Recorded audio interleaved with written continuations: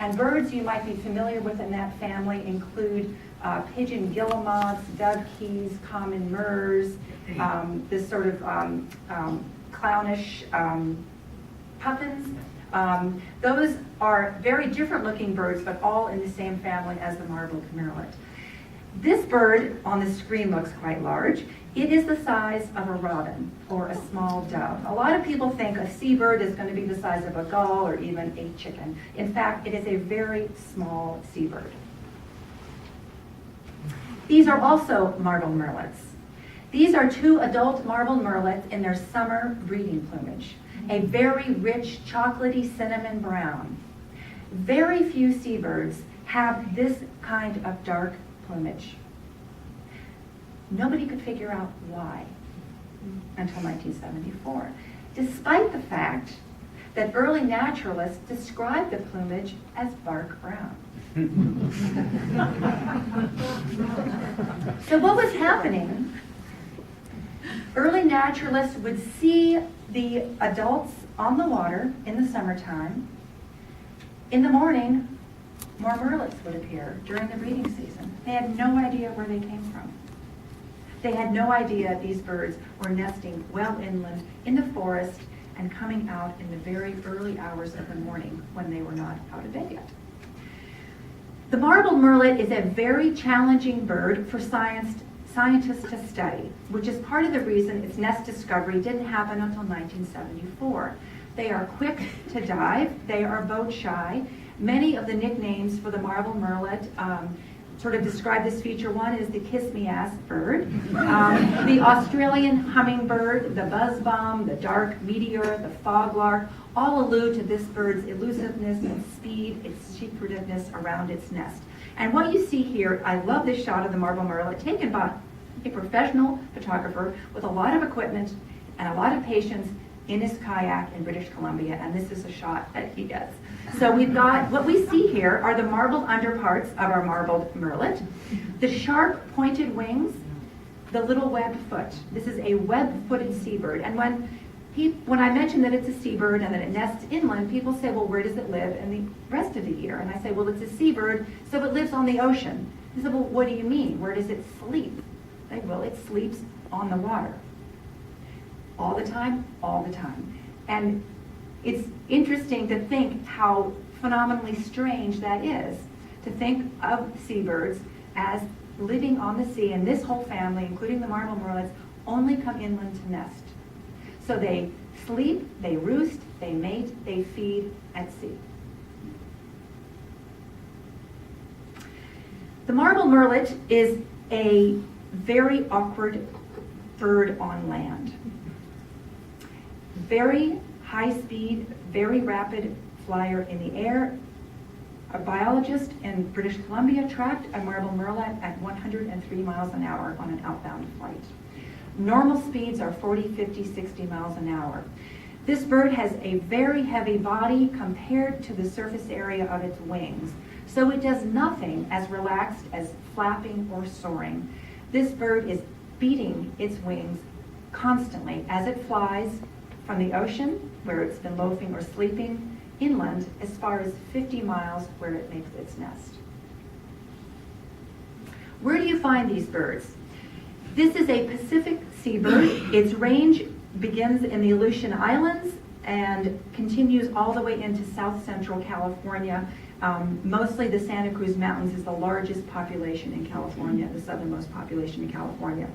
So this is, the dark area shows the breeding range 50 miles inland, and the lighter shading shows its range at sea. It stays several miles offshore in the winter and then comes inland to nest, as do other seabirds in the summertime.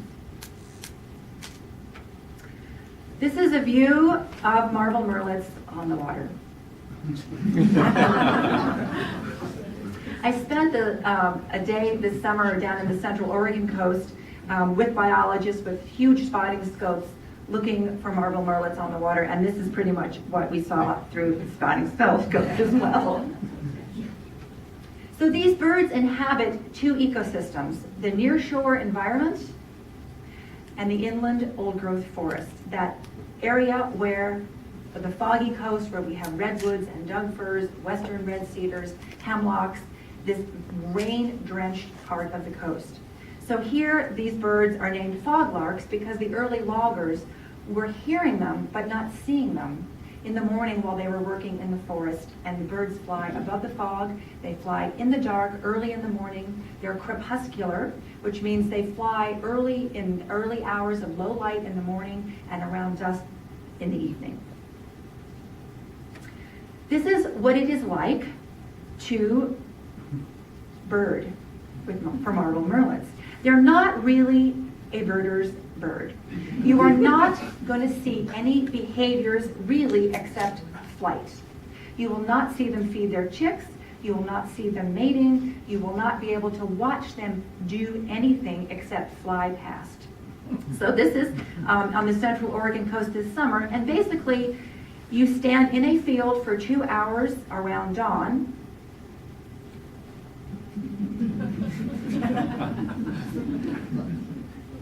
Until you're totally dizzy.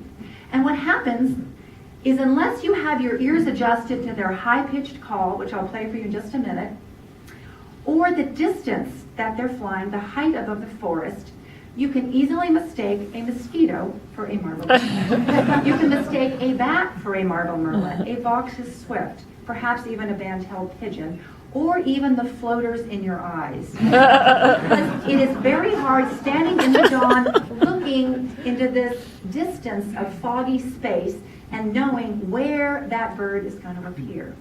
So this summer we had a group of volunteers doing a big citizen project, citizen survey of marble murrelets, and some marble murrelet experts who had been surveying for several years.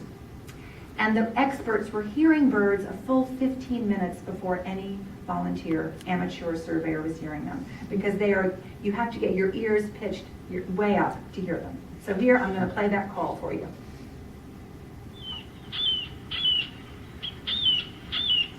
This is the Keir call.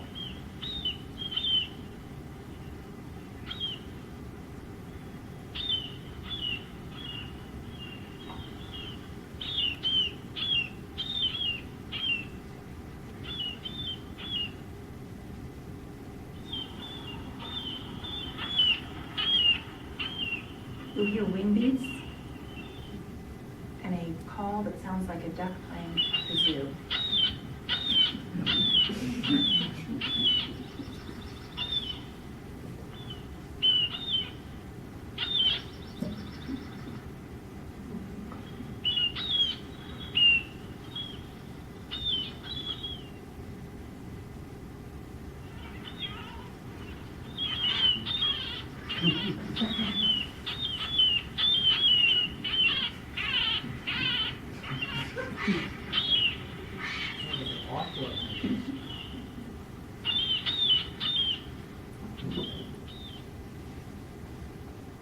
So the murrelets have a variety of vocalizations, but the main call is called a Keir call, K-E-E-R. The biologists studying these birds in the 80s, right when sort of the spotted owl controversy had just happened and the biologists were going into the old growth forest, they described the call as sort of a cross between a hawk and a gull, except where they were in the forest was too far inland for a gull, for the type of habitat they were in, and it wasn't the right time of day for hawks. So their curiosity about this call started this sort of interest in the bird and finding out where the birds were. And it turns out a lot of people had actually heard marble murrelets, but did not know that they were marble murrelets. So how many of you all have seen or heard marble murrelets in the Pacific Northwest forest? Usually when I ask the next question, most hands go up. How many think you might have seen a marble murrelet? Maybe. No? Okay. They're birds that are sort of at the very edge, sort of the peripheral birds, sort of at the edge of consciousness, especially at that hour in the morning when they're active. This is the bird I fell in love with. This is the bird, the marble murrelet, everyone wants to see. This is an adult in its breeding plumage on its nest. So here I am in Virginia, not knowing much about marble murrelets, but absolutely captured by this bird's story and its plight, and the fact that nobody on the East Coast knew anything about it. my husband didn't know that his wife was going to ask to move to the West Coast, to be close to the Murrelet biologists, to be in their habitat, and to do the kind of research I needed to do to write my book. And what I told him was, I said, we've always wanted to go west. All I want is to be within a day's drive of the southernmost breeding range of the marbled murrelet. I didn't care what kind of a house it was, how convenient it was to schools or shopping, what it looked like. I just wanted to be within a day's drive of these birds. And that's what we got. We landed in Southern California in 2001, and then I began tag-along biology work, learning myself how to be a marbled murrelet surveyor, going through a training process, and doing lots of research in the libraries, rare book rooms, to track the story of this bird. First thing I had to learn was how to pronounce it. Because this bird was described as looking like a small murre, it's called a murrelet. And I pronounce it murrelet, even though biologists might pronounce it murrelet or even murrelet. All three ways are correct, just do not pronounce it Murrelet. So the reason that I have this slide here is because a lot of people will come up to me and say, how do you pronounce it? They don't want to be embarrassed by saying it wrong. And I think, well, say it anyway, but just make sure you talk about this bird. Stick with your pronunciation. So this number, 185, was the number that really got under my skin. Why could it take 185 years to find a bird nest? The nest was discovered in 1974, and I'll describe that to you in a little bit. But I had that number, 1974 minus 185. 1789. What was happening in 1789 to start the search of the marbled murrelet? But these were the numbers that kept coming up on what I was reading. The biologist really didn't know what the numbers meant. They knew the nest was discovered. 1789, there was a lot happening in the world. The French Revolution, the Declaration of Independence, the Constitution. Who was out hunting for marbled murrelets in 1789? Well, nobody, in fact.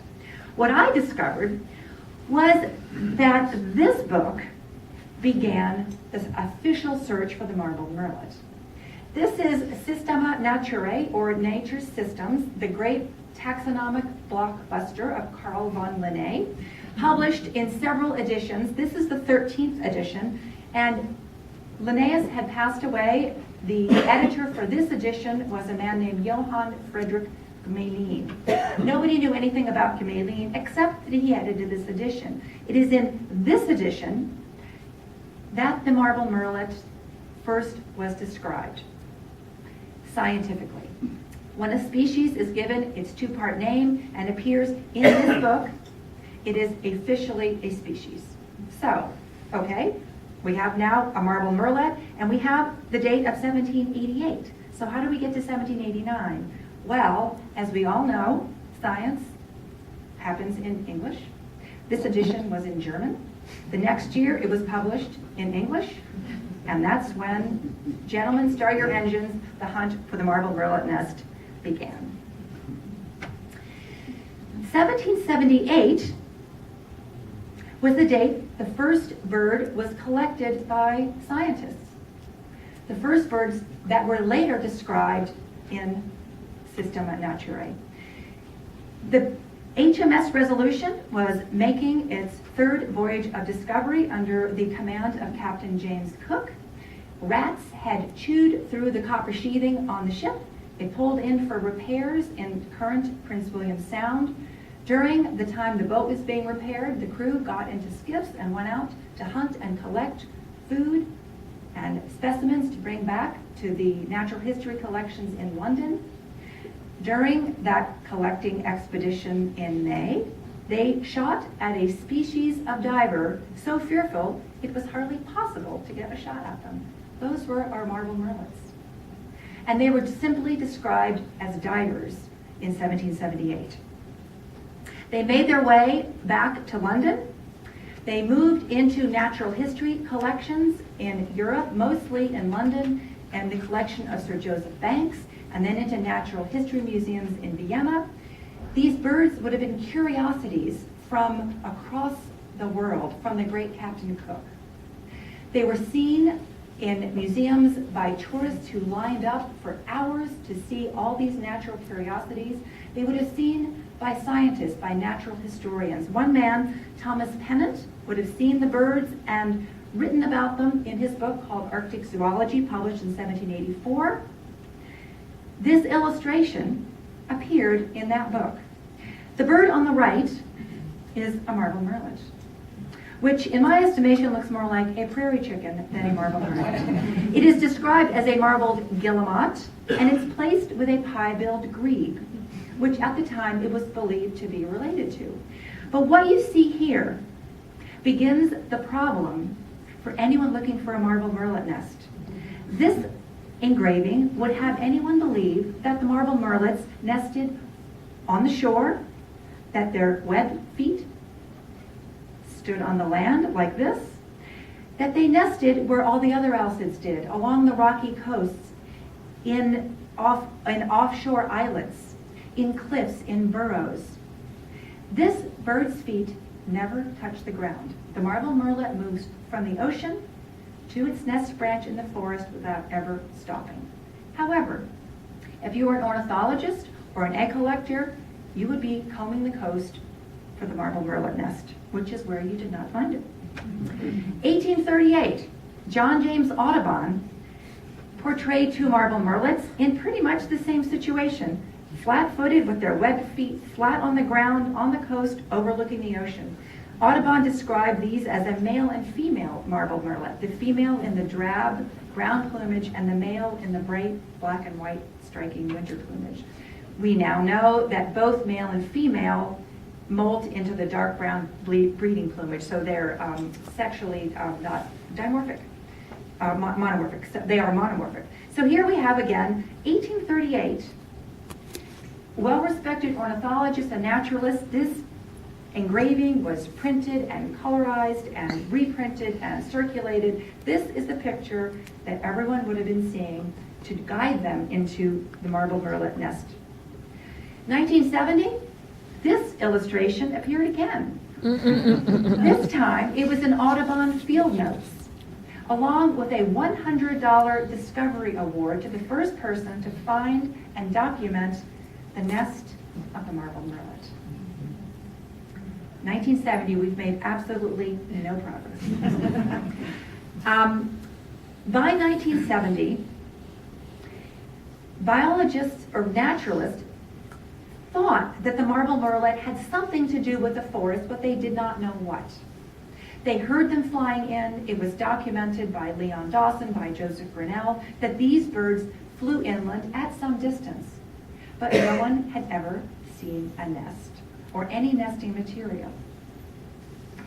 Native Americans, as early as the 1890s, had been telling explorers stories about these birds nesting high up in trees, in holes in the tree.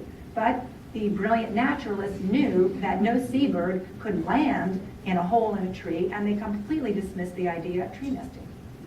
So by 1960, the marble murrelet was the enigma of the Pacific, and it was actually an embarrassment in the birding community that nobody could find this nest. So by 1970, the marble murrelet was the stubborn holdout, the one bird whose nest had not been discovered. 1974, Big Basin Redwood State Park in the Santa Cruz Mountains of California. A tree trimmer by the name of Hoyt Foster is climbing a 220-foot-high Douglas fir to trim it because of a previous year's snowstorm had damaged branches in the state park, and Hoyt was going up to do a safety trim. The account of the discovery is sort of the central chapter in Rare Bird. And when the new paperback edition came out last year, Mountaineer's Book published the cover with a quote from Booklist, an industry trade magazine. And the blurb on the cover says that Rare Bird is an infectious tale. The story of the discovery of the nest is alone worth the price of the book. So I no longer read that chapter. I will give you the 5-cent version. Hoyt Foster knows very little about birds. He is in the tree trimming on his second day, and adjusting his ropes after a lunch break, nearly puts his foot on something he described as a squashed up porcupine with a beak sticking out. This was the marble murrelet, a chick with its downy feathers and the sheath still covering the feathers before it's ready to molt into its flight feathers. So this little bird is hunkered down on the moss 148 feet above the ground. And Hoyt Foster does what any good tree trimmer does. He takes out his pruning saw. This is a 4 teeth to the inch wicked pruning saw. He takes it out of its sheath and he pokes it toward the bird, hoping the bird will fly off the nest. Well, this little bird has never flown before. Instead, it clenches the side of the saw in its beak. And Hoyt, as he's pulling the saw back, the bird lifts up off the nest with the saw. That's when Hoyt saw the little webbed feet. And he thought, oh, this is strange. This little squashed up porcupine with a beak sticking out has webbed feet.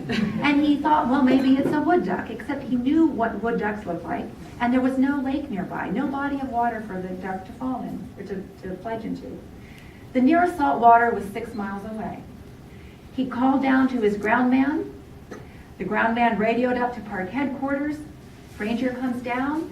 Hoyt attempts to rescue the bird by wrapping it in his t-shirt and lowering it on his climbing line, but the bird pecked its way out of the t-shirt at 148 feet and then went toppling down, not flying at all, down to the ground. Survived. Was taken back to park headquarters, and in a very strange series of circumstances, a park ranger who had been familiar with the story of the murrelets in Big Basin Redwood State Park, the occasional sightings here and there over the years, heard the commotion in the back office and went back and saw this little bird in a box and was 99% sure this was the first known chick of the marble murrelet to be discovered on its nest. They call in the California Department of Fish and Game and other biologists, and hooray, we have a discovery. So that is 1974. This is that chick. And you see its downy, dappled plumage would perfectly camouflage it on that nest branch in the forest. So unfortunately at the time, nobody knew what to feed a marble murrelet, so it was fed the standard seabird diet at the time for orphan birds, which was chopped up clams and cream mixed together. Now, a marble murrelet eats whole fish that it swallows whole, so this diet did not work for the murrelet and it died a few days later. This particular bird is preserved in the California Academy of Sciences in San Francisco.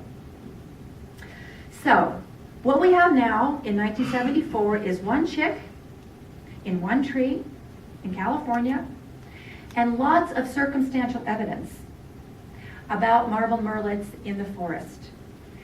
Records of chicks on the ground, records of eggshells in timber areas where loggers have felled trees and noticed eggshells in them that may or may not match up with marble murrelets, recordings as far as 50 miles inland of birds flying overhead. Yet there isn't enough to prove that marble murrelets nest in old-growth forests or that they depend on them.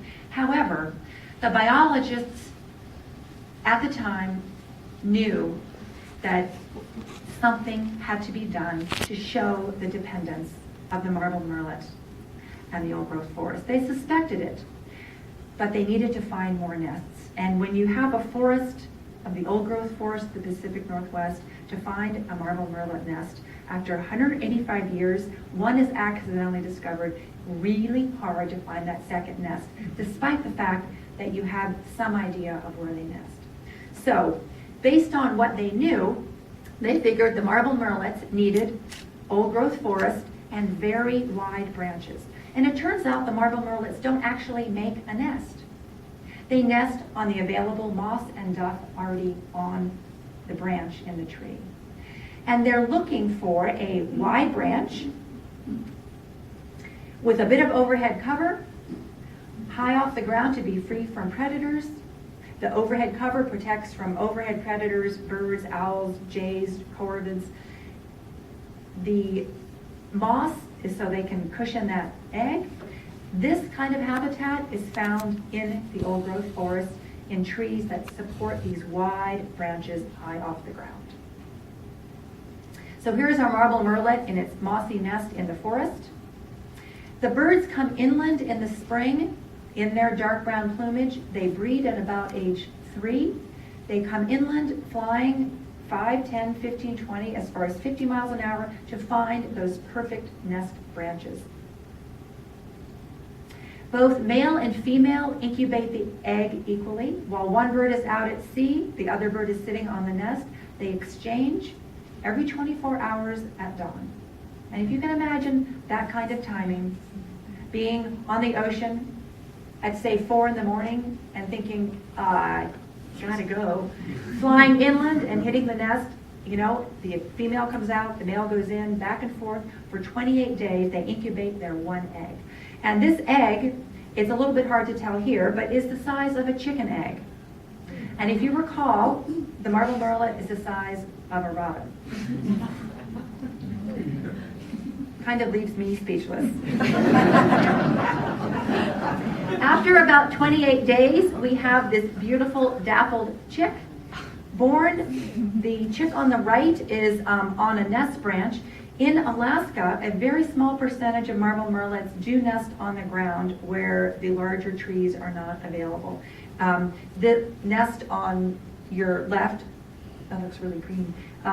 The nest on your left is a ground nest of a marble murrelet in Alaska. So you can tell this very dappled, perfectly camouflaging downy plumage. Of all the seabirds, the marble murrelet retains this downy plumage very, very late in the development. Most birds will grow in the flight feathers, lose the down, kind of an exchange. The marble murrelet retains that downy plumage while the flight feathers are growing underneath, and it keeps both the down and the flight feathers on until just before it fledges. So it's sitting on this nest now for another month. So the egg has been on the nest for 28 days, and now we have a month. And what happens in that month is the marble murrelet tries to not fall out of the nest. It is still and silent for 85% of its time on the nest. Any movement attracts predators. Any movement increases the risk of falling out of the nest. So it might do a 180 on the nest, big excitement for a marble murrelet. It might snap at a bug or two, but otherwise it is hunkered down on that nest, waiting for one of its parents to come in and feed it. The feeding visits occur between 1 and 8 times a day, depending on the distance from the water to the feeding grounds to the nest and the age and size of the chick. So the parents are coming in and out feeding. They are coming in and out mostly at dawn, but also during the day as well.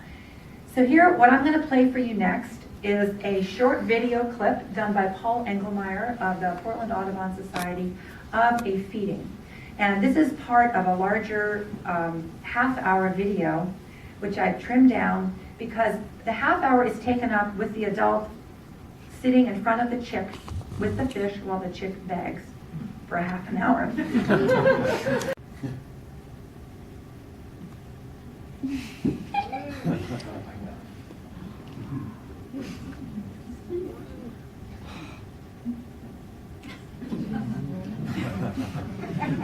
I always get a little bit of that like gag feeling right there when I see that. That Kim Nelson, of Oregon biologist from Oregon State University, has described seeing the tail of the fish still sticking out of the chick's beak when it's finished eating because it doesn't fit all the way down in it. I showed my kids were 7 and 9 at the time I started writing Rare Bird, and I showed them the full half-hour video, which maybe was a mistake. And they weren't as impressed as I wanted them to be. So I marched my older son into the kitchen and peeled a really large carrot out of the fridge and had him sit at the counter on his hands. And I put the carrot into his mouth, and I said, "Here, you try it. You try to swallow it." You know, like, where was protective services when we needed it? Now let me pre-call 911 so I can prove to my son how difficult the murrelet's life is. Anyway, he dropped it 3 or 4 times and then took his hands out and ate it like a normal person. But the idea that this chick, this is maybe all that's going to happen to the marble murrelet chick in its time during the day. The adults will brood the chick for maybe 1 or 2 days after it's hatched, and then they leave it alone. They are not attending the nest. They are not showing it how to fly. They are not gathering. These birds are solitary nesters. Most alcids are colonial nesting birds. If you've seen colonies of common murres on the coast, I mean, this is a massive amount of birds. Marble murrelets are nesting in trees, maybe 2 nests in a tree, but rarely. They are separate and sprinkled throughout the forest. So after its month on the nest, this is right before the bird is about to fledge. 48 to 24 hours before the fledging occurs, the murrelet will pluck whatever down is remaining off its body, usually the bit around the neck and the back, and then exposing these beautiful black and white feathers underneath. And you can see this kind of high contrast pattern is an invitation to a predator in a forest. So the chick, right before is ready to fledge, gets restless. It begins pacing back and forth on the nest branch, peering down over the edge, flapping its wings, testing. And again, there's no adults cajoling it off the nest, showing it which direction to go in. Right around sunset, this little bird steps to the edge of that nest branch, spreads its wings, and takes off. It's never flown before. It's never seen the ocean before. Its parents aren't nearby. Other juveniles aren't nearby. And it begins to fly some unknown distance to the sea to begin its life as a seabird. Few people have actually witnessed the fledging of the marble murrelet, and when they talk about it, their eyes are full of tears and they can barely get through the story. Such a rare occasion. But biologists who have been watching the birds essentially for months in the summer through one nest failure after the next finally got to see a fledging, and it was an extremely moving experience. But you only see the fledging. You do not see what happens between that nest and the ocean. But this is what the story that has been pieced together. So after the chick leaves the nest, this is all that's left in the forest. This is a ring of droppings. That number 185 now is making a lot more sense to me. If you're trying to find this is your marble murrelet nest in a forest, it is going to take you 185 years. These are 50, 100, 150 feet up, enormous trees whose lowest branches are sometimes 80 and 90 feet off the ground. So I've just told you this uplifting story of a successful marble murrelet fledging. What's the problem? This is the biggest problem for marble murrelets, which is the loss, degradation, and fragmentation of their nesting habitat, which is our old-growth forests. Forest fires on federal land are the largest cause of the habitat loss for marble murrelets. This is no unfamiliar image to anyone in the Methow this summer. On private land, it's logging. On state land, it's logging. But on federal land, forest fires take out the most habitat. This is the Biscuit Fire that took out 15,000 acres of marble murrelet habitat. In forests that are fragmented and have sharp edges, we have a large influx of predators for marble murrelets. This is a group of birds called corvids. Steller's jays, common ravens, American crows are the largest group of predators. Very, very clever, intelligent birds who some seek using a search image. So once they've seen a marble murrelet egg and have tasted a marble murrelet egg or a chick, will go back and hunt using that image to find their prey more successfully. At sea, the marble murrelet faces threats from oil spills and chronic oil pollution. These are small birds quickly covered in oil. In the case of a spill, they become hypothermic and drown. Very few marble murrelets ever make it to the beach to be rescued, rehabilitated, and sent back out the way some larger seabirds are. Gillnet fishing was identified as a large threat to marble murrelets. These are enormous football field size salmon nets that target salmon, catching them in their gills. Seabirds, many seabird species, including marble murrelets, are trapped in these nets as they hunt below the surface. And marble murrelets are pursuit divers. They use their wings to fly underwater in pursuit of what we now are calling forage fish. So small fish, juvenile rockfish, herring, sand lance, capelin, smelt, anchovy, sardines, small fish, and marble murrelets also initiate feeding flocks. Because they are underwater divers, they will begin to hunt and feed on these birds, attracting a mixed species flock of other seabirds. So on the water, if you see those mixed species around a herring ball, often it's the marble murrelets underneath there starting all that trouble. The overfishing, commercial fishing of forage fish has been recently identified as a great threat to marble murrelets because it depletes their food supply. Marble murrelets are opportunistic feeders, which means they have a wide variety of fish they will feed on, including some invertebrates such as squid. They will feed on krill. However, that is nothing that will sustain them and the chick. It is impossible to carry krill to a nest. The marble murrelet carries whole fish crosswise in its bill. It doesn't have any anatomical feature to carry a pouch of krill the way other birds might, or regurgitated fish. So the depletion of our oceans is threatening the marble murrelet as well. The marble murrelet is currently listed at the federal level as a threatened species in Washington, Oregon, and California. It is state listed as endangered in California, where there's a very small population in the Santa Cruz Mountains and in the northern areas of Redwood National and State Parks. In Alaska, the bird is not listed. It has no special protections, and that is where 91% of the birds are. The bulk of the population is in Alaska. We have just 2% in the lower 48. So the marble murrelet, because it is an endangered species, was lucky enough to be provided with a recovery plan, which is a document that guides land managers to manage the marble murrelet for stabilization and recovery of its population. And this is a word cloud I made of the recovery document, which, if you're familiar with the way word clouds work, you feed a document text into a program and it selects the words used most often and highlights those, making them larger or in different colors. So when you look at the document this way, what you see are a lot of words that any one of these is a life's work. Enhance, reduce, revise, design, recover. And that word recovery is a big one this summer here in the Methow. But what struck me is that no one really agreed on what that meant. What does a marble murrelet recovery look like? How many birds do we need? How much land do we need? How many of any species do we need? Can we stabilize it and recover it? Or can we just stabilize it? Or can we just reduce the loss?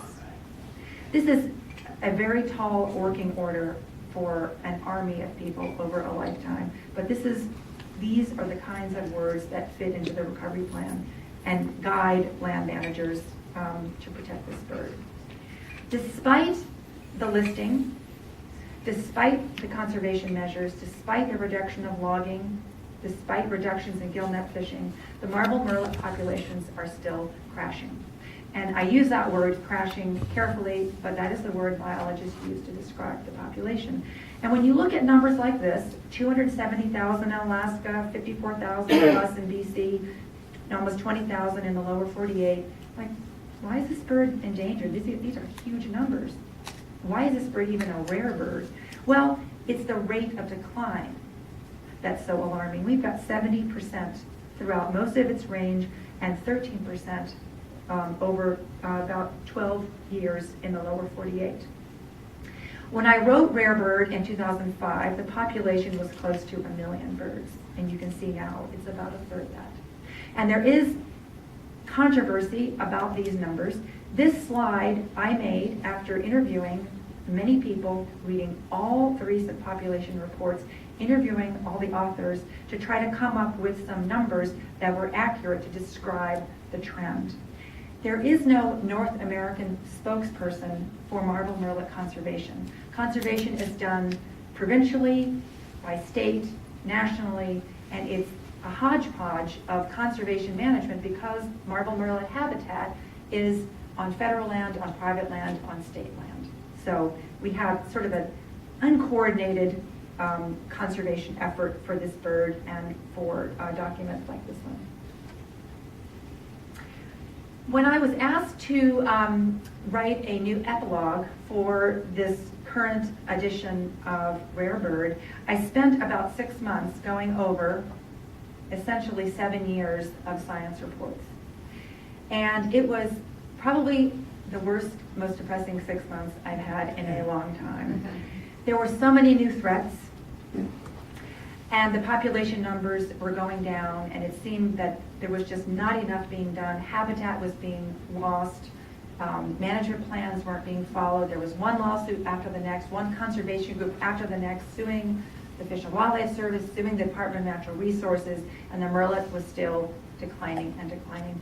This quote helped me get through that time. This is a quote from a book called Hope is the Thing with Feathers. I highly recommend it.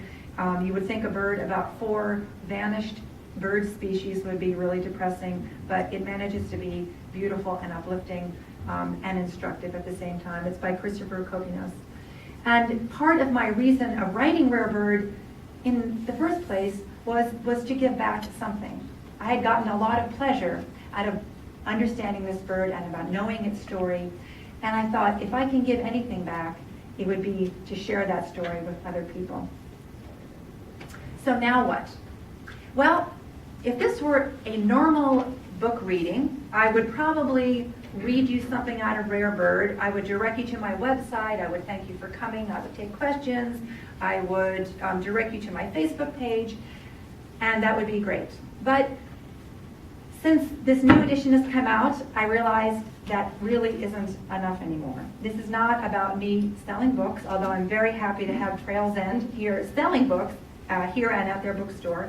But I realized I can't just stand idly by and do nothing. So I came up with my only really nice bulleted PowerPoint slide.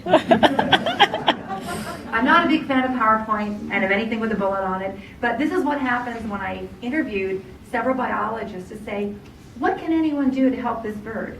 And these were some of the things that came up. These are in the recovery plan, they're in management plans, they're in Audubon societies, what can we do? These are all the things we can do. So for me, and I hope for you, this is pretty overwhelming. How do we actually do something meaningful? Well, maybe we try to break it down.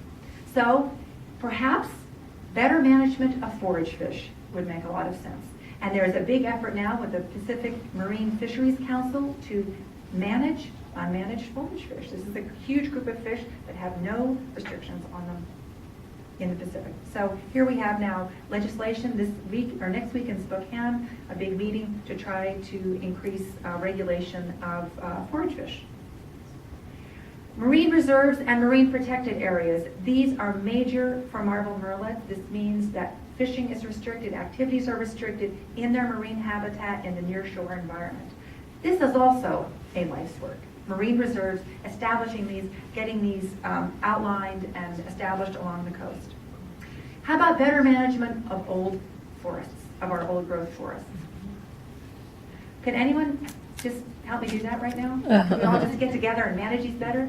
Where do you start this? This is my question. Where do you start? What do you do tomorrow? This really bothers me for a couple of reasons. It's really ugly, it's destroyed a lot of habitat, and it points out my hypocrisy. I was driving back from Central Oregon coast last year, and I'd spent beautiful 2 days in the old growth forest looking for marble murrelets, just gigantic Sitka spruces, in the fog, trees that were 8-10 feet across, and then I'm driving through Benton County, and it's just logged badly. And here's this hideous power line cut right through the forest. And then here's a cell phone tower. It's the highest thing on the landscape, right? So I'm taking pictures because it's ugly and I want to, be angry about it, shake my fist at the logging trucks. I pull over and I pick my cell phone out and I call my husband to complain about the landscape. I'm a power user. I'm a cell phone user. The Department of Natural Resources logs our state forest, partly to fund the schools where my two sons go to school. Public high school in Olympia, Washington, Western Washington University. My sons are benefiting from the logging of marble murrelet habitat. I'm benefiting. I have a cell phone. Am I going to give up my cell phone? I think so. What about power lines? So here now, I don't know what to do. So I thought, I'll get the corvids. So back to the corvids. These birds are the most successful predators of marble murrelet chicks. In California, there is essentially complete nest failure because these birds are effective hunters and they are getting into areas where they are not normally hunting. Those areas include our state parks, our national parks, where we're camping, where we're picnicking, where we're leaving our trash and our food. And these really clever birds know that. They know what a Cheetos package looks like. They know what a granola package looks like and what a cooler sounds like. And they are in our forests where we camp, eating our high-protein snacks. Oh, and while they're in there, they're finding out about marble murrelets. These birds don't normally hunt in these kinds of environments. They're edge species. So they work their way further and further into the forest using these pathways and trails and lured in by our food. So what do we do about it? Well, we can trap them, we can lethally remove them, or, as Mary mentioned, she heard on NPR, a story about providing or treating marble murrelet eggs, fake eggs, with a distasteful chemical that trains the Steller's jays to not eat them because it makes them throw up. So, scientists put red, fake marble murrelet eggs in trees, and then the media gloms onto the puking jays story. Woo, it's so exciting, right? This is hilarious. This is not good in my book. It might be great 11th hour science, but why don't we retrain ourselves to not leave our trash in the parks? So I thought, well, there's a lot of marble murrelet habitat. I'm going to try to work with state parks to prevent these birds from continuing their attack on the marble murrelet nest. So here we have perfectly decent, intelligent wildlife being fed peanuts. This is not my hand, by the way. And in our trash because we don't manage it correctly. California State Parks has a poster, Keep It Crumb Clean, huge campaign funded by oil spill money in marble murrelet habitat. So they are using money from this oil spill to educate the public to protect marble murrelet habitat. Do not leave food unattended, use food lockers, and they are doing public education programs. I thought, hey, why don't we get those posters in Washington State Parks? So I put in a call 1 year ago. Mm-hmm. And I've been working ever since to get this poster modified for use in Washington State Parks. And I'm really close, but I'm not there yet. But this is big. And I thought, well, gee, can I really come out and talk to people about marble murrelets and tell them, hey, don't leave your trash in your campground? It sounded sort of like low-hanging fruit in the conservation world.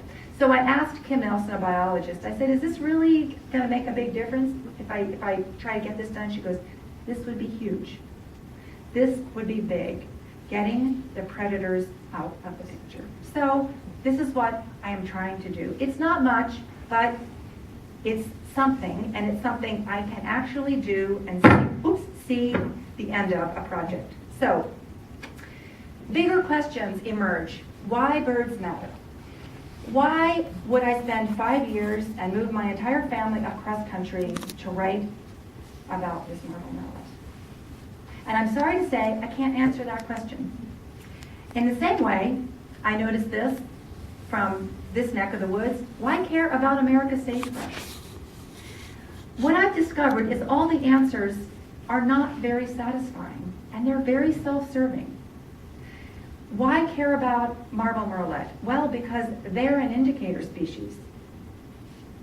What, so we need another tool to tell us that we're wrecking our environment?